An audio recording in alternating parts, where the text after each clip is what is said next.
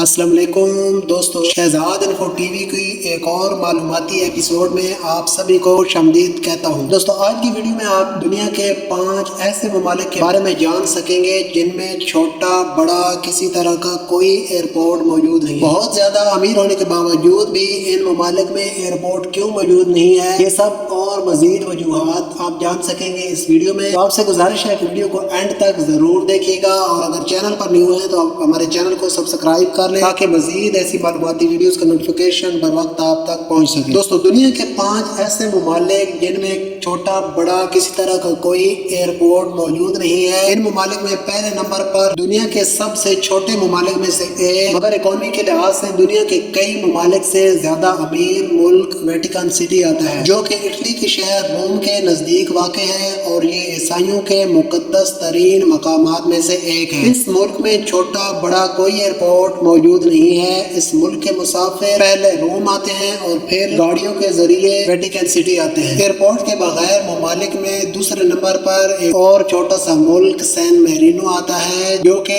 Vatican city سے زیادہ دور نہیں ہے۔ اس ملک میں بھی چھوٹا بڑا کسی طرح کا کوئی ایئرپورٹ موجود نہیں ہے، اور اسے کوئی سمندر بھی نہیں لگتا، اور یہ دنیا کے سب سے پرانے ممالک میں سے ایک ہے، اور یہ بھی اٹلی کے درمیان گھرا ہوا ہے۔ ان ممالک میں تیسرے نمبر پر ایک اور چھوٹا سا ملک مونوکو آتا ہے، جو دنیا کا دوسرا سب سے چھوٹا ملک ہے۔ یہ 3 اطراف سے فرانس کے اندر گھرا ہوا ہے۔ بہت ہی چھوٹا ہونے کی وجہ سے اس ملک کا بھی کوئی اپنا ایئرپورٹ نہیں ہے۔ مونوکو جانے کے لیے فرانس کے شہر نائس کوٹی دزور ہوائی اڈے پر اترنے کے بعد ٹیکسی یا کشتی کے ذریعے مونوکو پہنچا جا سکتا ہے۔ ان ممالک میں چوتھے نمبر پر ٹیکسنٹائن آتا ہے، جو ویٹیکن سٹی سے بھی چھوٹا ہے، اور یہ آسٹریا اور جرمنی کی سرحد پر واقع ہے۔ ٹیکسنٹائن بھی ہوائی اڈے کی سہولت سے محروم ہے۔ اس کے شہری قریبی مستوس یا آسٹریا کے ریل اسٹیشنوں، کار یا کشتی کے ذریعے اپنے ملک پہنچتے ہیں۔ 5ویں اور آخری نمبر پر ان ممالک میں ایک اور چھوٹا سا مگر بہت خوبصورت ملک انڈور آتا ہے، جو فرانس اور اسپین کے درمیان واقع ہے۔ بہت زیادہ